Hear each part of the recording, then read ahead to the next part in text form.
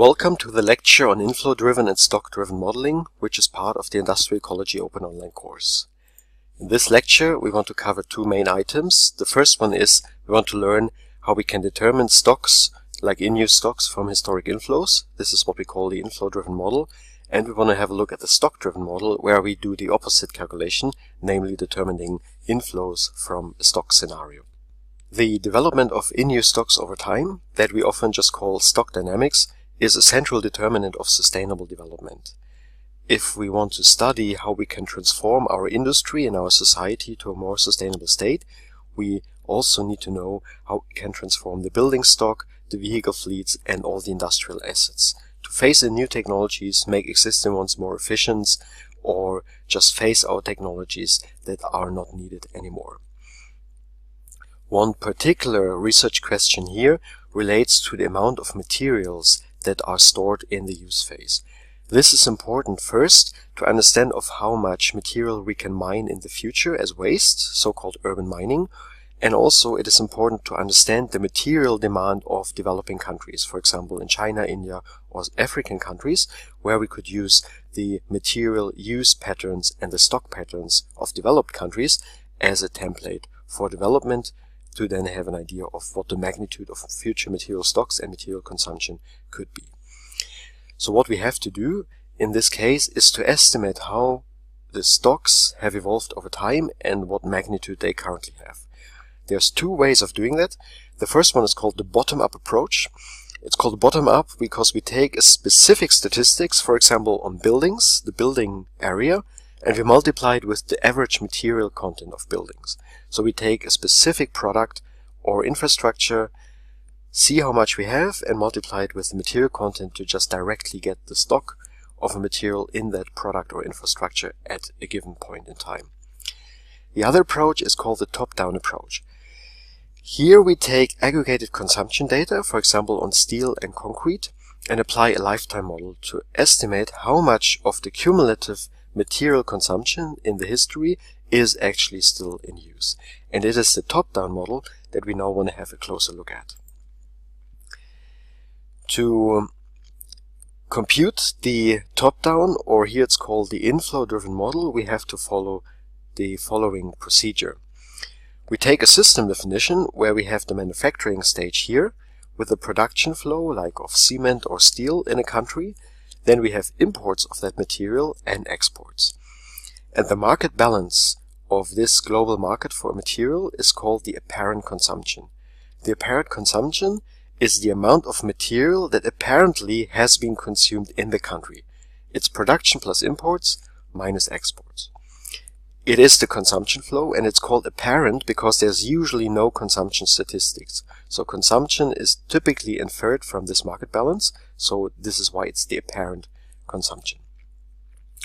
This consumption then goes to the stock, and in that stock it would reside for a certain time and then leave eventually the stock as an outflow.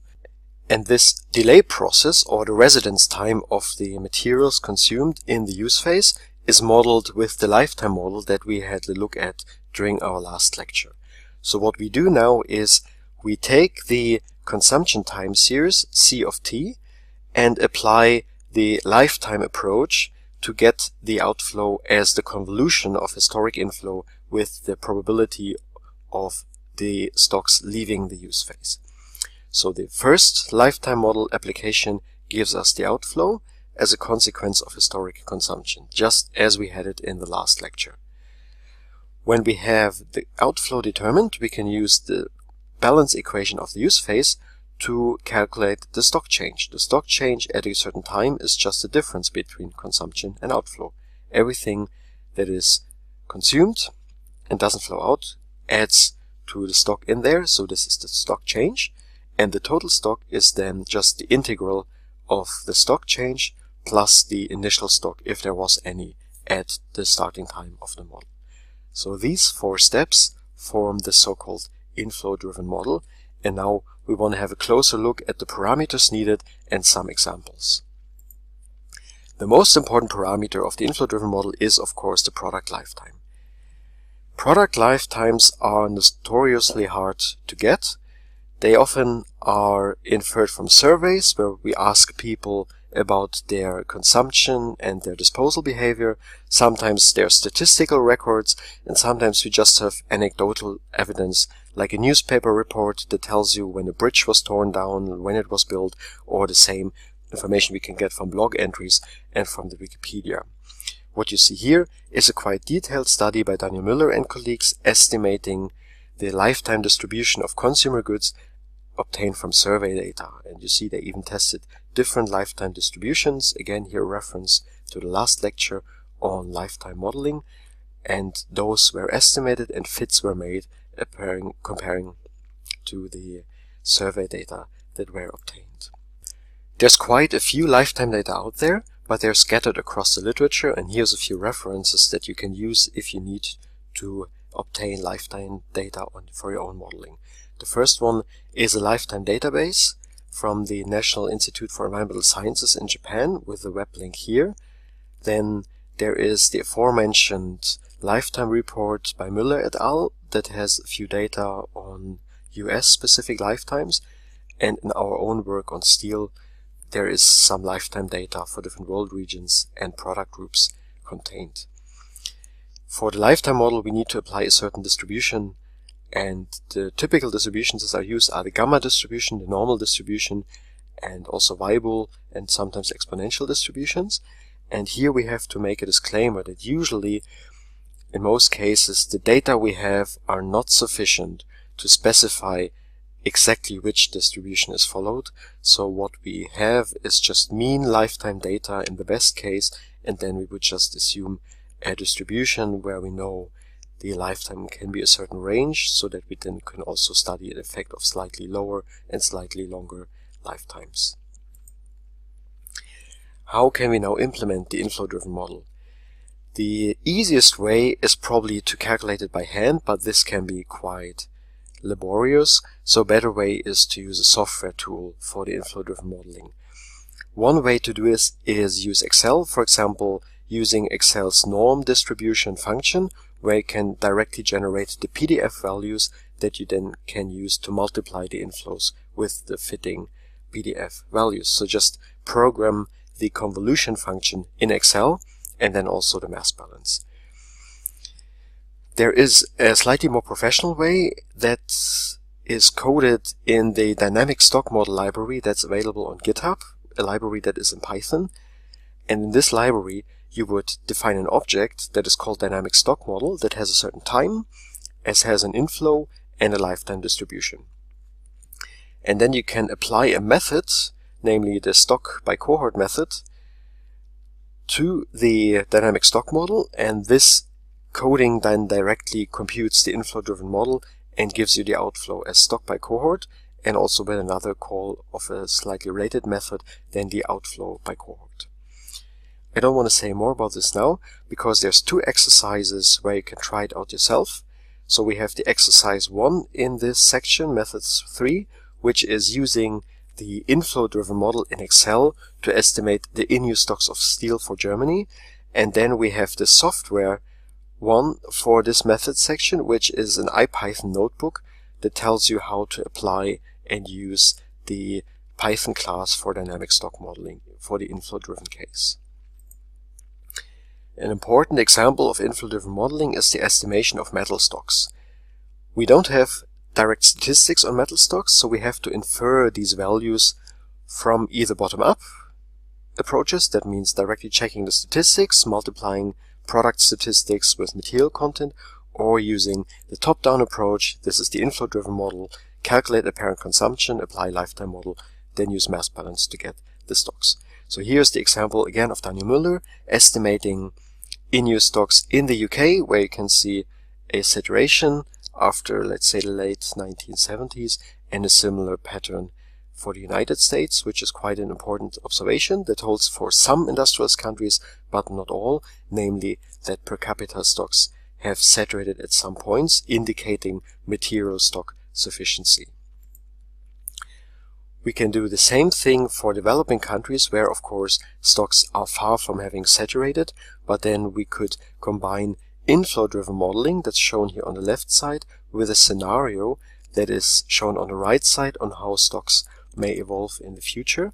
And this picture here builds a bridge between the approach that we just looked at, the inflow-driven model, and the approach that we're now going to look at, the stock-driven model.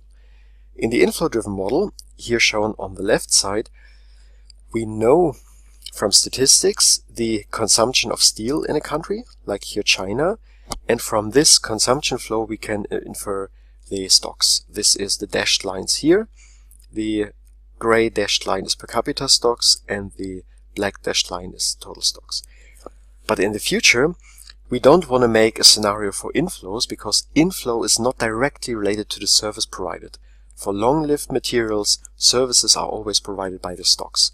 This is why we use a stock scenario to model the services of the future, and then turn around the research question by saying what happens if we have a stock given and want to compute the inflow that is used to build up and maintain the stock.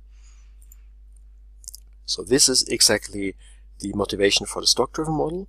Here I list it again, so I just pause for a quick moment for you to read it.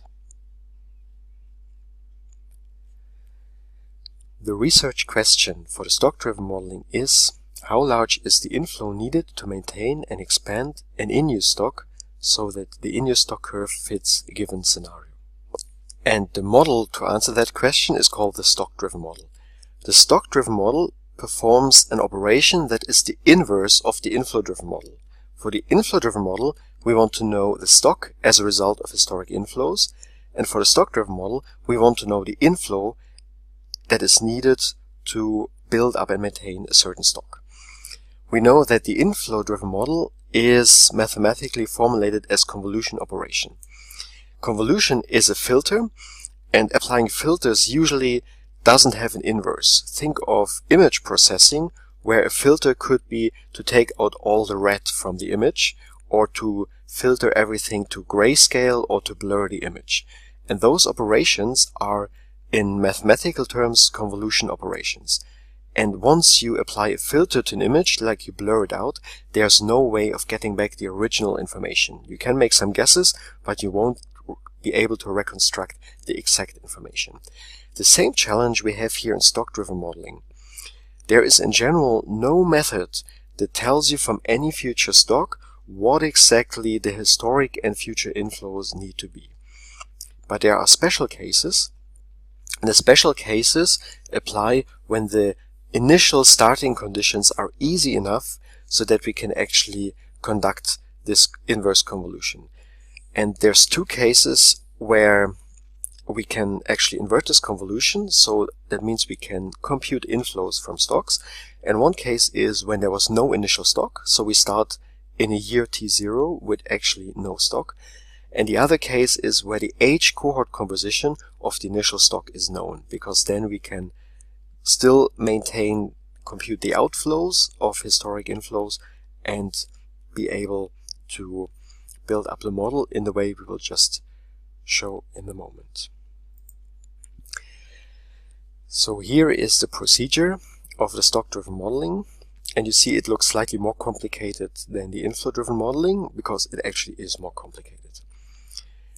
First thing that is important to know is that stock-driven modeling is done in a recursive procedure, meaning that you do it in year-by-year steps. For each model year, you calculate an intermediate result upon which you can then build the result for the next model year. So I explained the recursive procedure by starting in the first model year. In the first model year, what I do is I take all my historic inflows so far, so these I need to know, and calculate the outflow from previous historic consumption. In the easiest case, there were no historic outflows. That means in the first year I would have no outflow. But if there were some, I just need to compute the outflow of everything that was put in the stock earlier and is now leaving. Once I have the outflow, I can then calculate the gap delta S between the actual stock and the remaining stock. So the actual stock is my scenario that I need. It's called stock-driven modeling. That means a stock function must be given.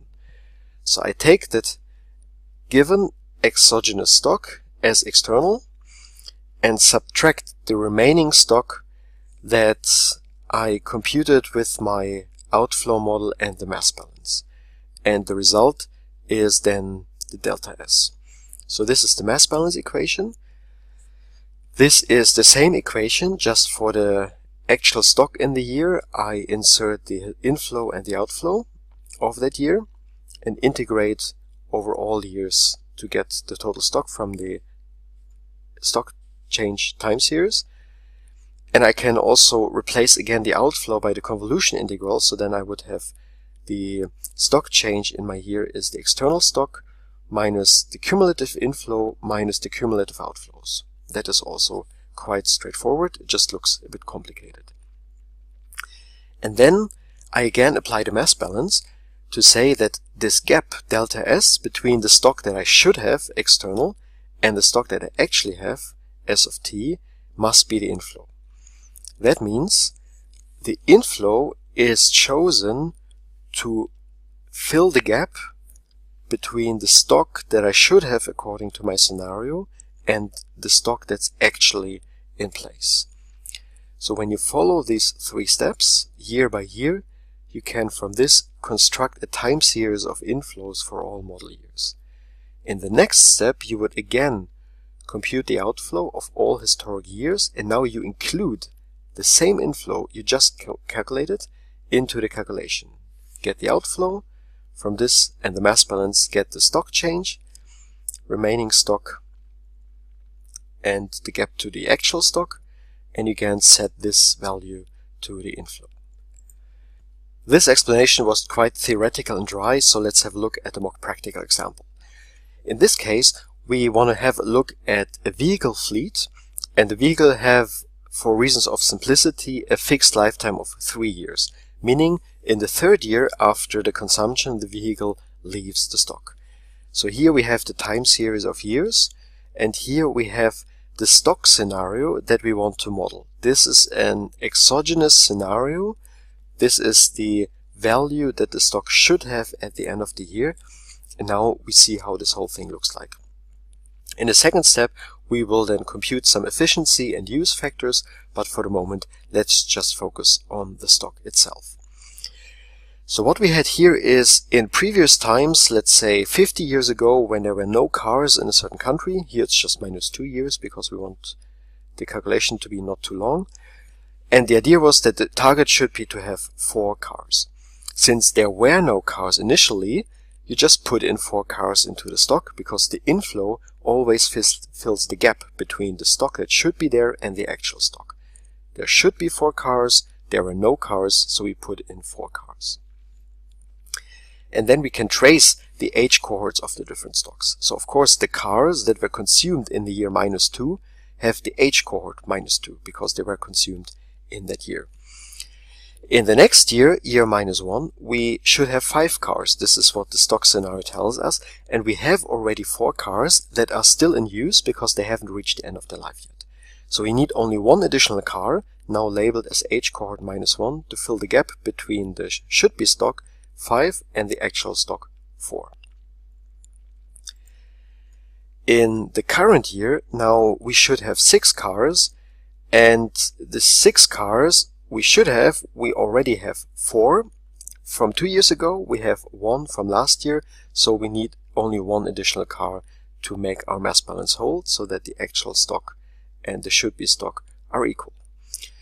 Now it gets more interesting in the second year after now, year 1, where the first cohort is now leaving the stock because they have reached the end of their lifetime, and we should have 7 cars.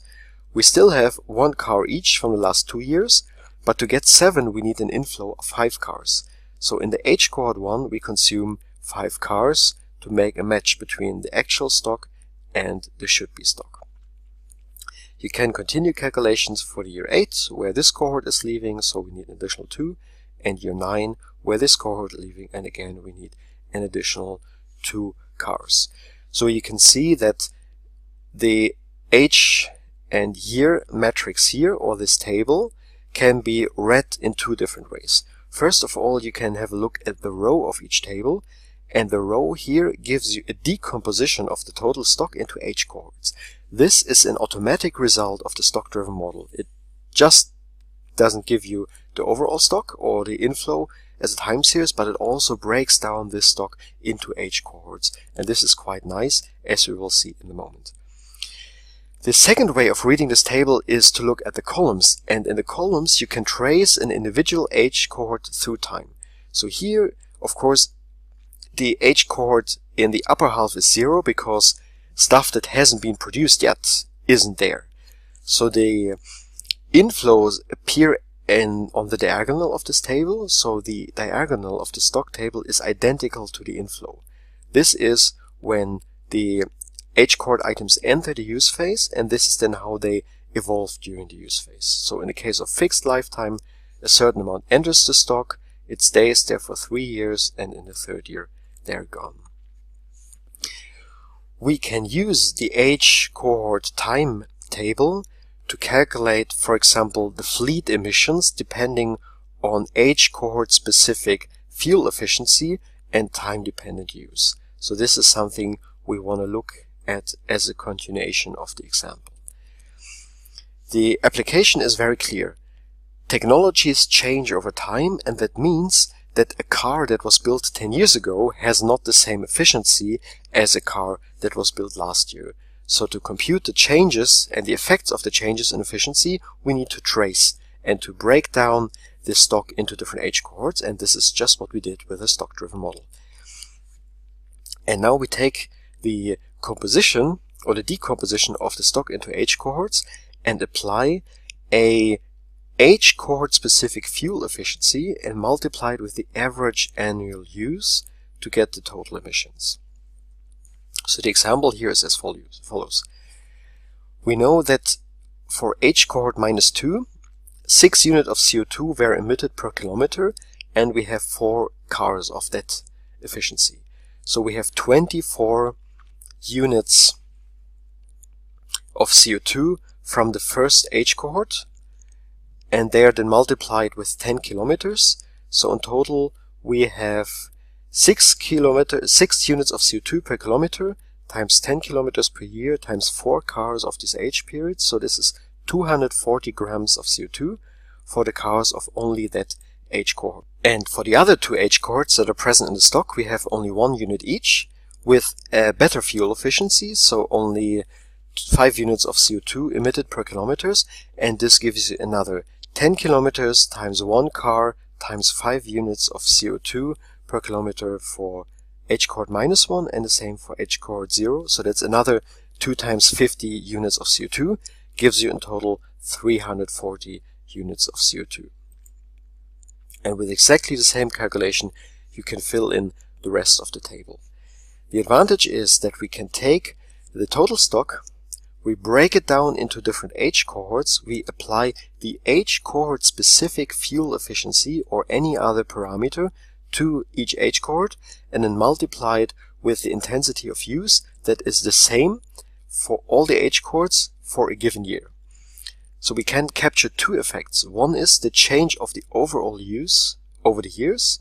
That means in 1 year we use the stocks more than the others because of different lifestyles and so on. And we can capture the change of technology across age cohorts. Multiply all together as we just did to then get the total fleet emissions. And this tool is extremely important for scenario modeling. In scenario modeling, we would say, okay, we have a time series for the stock. This gives us an idea of how the future might look like in terms of the services like buildings and vehicles and infrastructure that are at our disposal. And the efficiency scenarios tells us what technology might be able to do, and the use scenario will tell us how intensively we actually use the stocks that we have. And all of them multiplied together gives us the total emissions, which we then can compare with a climate target or any other policy target to see, do efficiency or technology, the level of stocks and the use of stocks actually come together to meet a climate target or not. So this means that stock-driven modeling and the application of efficiency calculations is quite an important component of scenario modeling for sustainable development. And there's also a few applications in the literature where you can see exactly how this is done. It is important to understand that the stock-driven model is the exact inverse of the inflow-driven model. if you take a stock-driven model with a stock that was computed previously from an inflow-driven model, you will get back the exact same inflow. And also, if you take an inflow-driven model to compute back a stock from an inflow that was previously obtained from a stock-driven model, you will get back the same stock. So there's always a loop, because the inflow-driven and the stock-driven model contain inverse operations. Another problem that we have with stock-driven modeling is to find a right boundary condition that we can actually carry out the inverse convolution, because we saw that we need always to start with the stock that we already have. So the easiest way to do that, to find a good initial condition, is to go back to a time where there were actually no stocks available that we could model. So if we think of vehicles, we would maybe start in 1900, where there were virtually no vehicles around, and then we can build up stocks step by step from the inflow-driven model, and then take the stock time series and then just start the stock-driven modeling right at the initial point and build up all the inflows, compute them back, and then have a consistent link between the historic assessment and then the future scenario for how the stock might look like in the future. We'll look at an example in a moment. The stock-driven model can be implemented in Excel, but it's quite cumbersome because you have to program this recursive loop, and it's definitely not recommended. It's much better to use a programming environment for stock-driven modeling. And in the dynamic stock model class in Python, there is a method available, and this method is called compute stock-driven model. And here is a quick code snippet that shows you how it's done. And there is a detailed tutorial in the Software 1 notebook of this method section that explains you all the detailed steps that are needed to conduct stock-driven modeling. And the result of the stock-driven modeling, or one of the results, is actually this breakdown of the total stock into different age cohorts that we just mentioned. So you start with a time series of the total stock for the future, and the stock-driven modeling will break down your time series into different age cohorts and how these age cohorts change over time, and use that information to compute then the inflow that is needed for the different age cohorts. So that's quite a powerful method. Now, to finish this lecture, we will have a look at a few more examples where stock-driven modeling was applied in the literature, and then I would leave it up to you to try out the software notebook that we have, the exercise to better understand and maybe apply it to your own research. Stock-driven modeling was initially introduced to industrial ecology by Daniel Müller, who first applied it to the housing stock in the Netherlands. What you can see here on this first picture is the parameters that he used to make a scenario for the future dwelling stock. To understand how many dwellings we need to build in the future and how many dwellings we can tear down, we first need to have an idea of the overall population. So we have the historic population, and then we have three possible future scenarios that can be obtained from UN statistics, for example. We also need to know the floor area per person. So UFA is an area measurement for floor area and dwellings. So if you multiply those two, we would get at the total floor area that we need in the country to house the different people. We then need the lifetime distribution to know how long the buildings last. We need to know the persons living in the dwelling, and we need to know some material stock or material intensity, how much material we need per square meter of building. So taking all these parameters, we can calculate a stock scenario by basic multiplying population with the floor area, and then we know how much floor area we need, and then we can insert this into a stock-driven modeling using these lifetime distributions to calculate the resulting inflow of concrete and of square meters of buildings that are needed to build up that stock. So results would then typically look like this, that we have maybe a saturation, that at some point there will be enough housing and housing service in the Netherlands, and then from this scenario we know what the stock change might look like in the future. So if the stocks flatten out, of course also the stock change will go to zero, and then from the a stock-driven model, we can see what is the construction flow needed to build up the stocks and also the demolition flow of the outflows of historic inflows. That is a typical example of stock-driven modeling.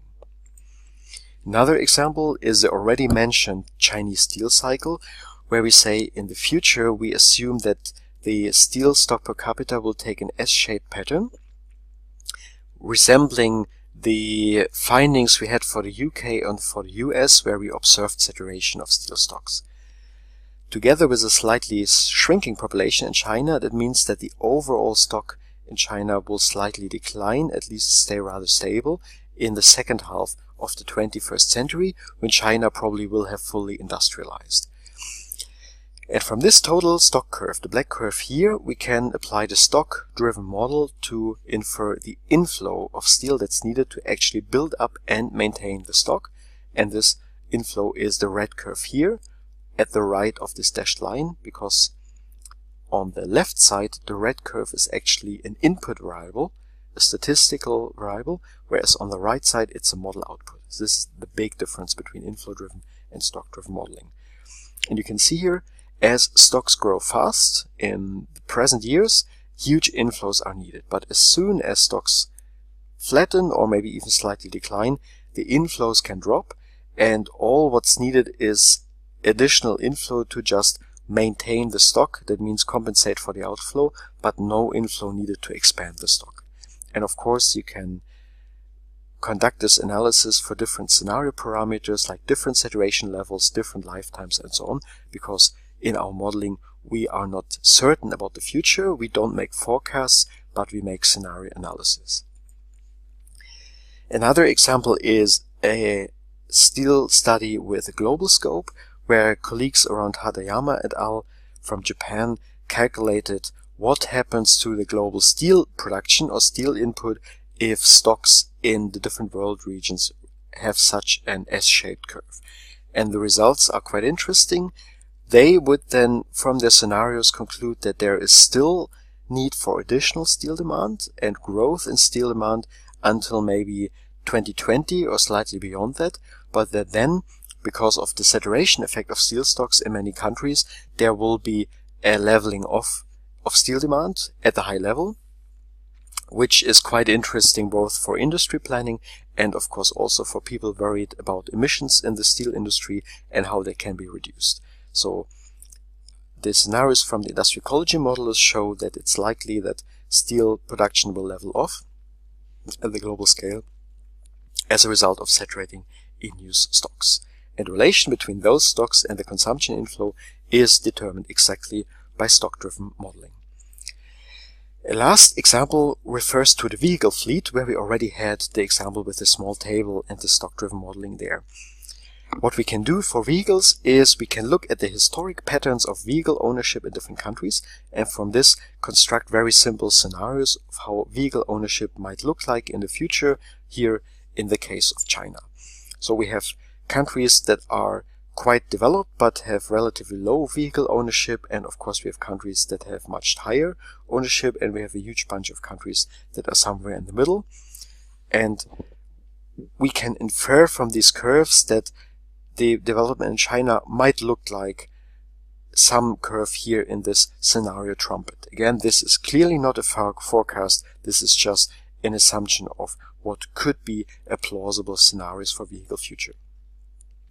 We can then take the stock scenario for vehicle ownership and combine it with the stock-driven modeling to get actually the inflow, because only when we consume new cars we can actually make a decision about which technology to use and what fuel efficiency that technology should have.